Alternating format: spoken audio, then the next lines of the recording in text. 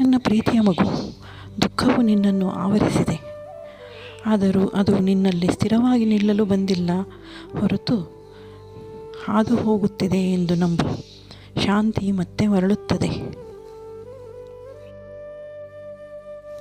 ಮಗು, ದುಃಖದ ಭಾವನೆಗಳನ್ನು ಅನುಭವಿಸಲು ಅನುಮತಿಸುವೆ ಹೊರತು ಅದು ನಿನ್ನತನವನ್ನು ಬದಲಾಯಿಸಲು ಬಿಡಬೇಡ. ಆಕಾಶದಲ್ಲಿ ಮೋಡಗಳಂತೆ ಅವು ದೂರ ಹೋಗುತ್ತವೆ.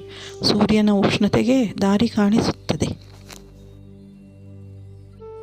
ಪ್ರಸ್ತುತ ಕ್ಷಣದ ಮೇಲೆ ಕೇಂದ್ರೀಕರಿಸು.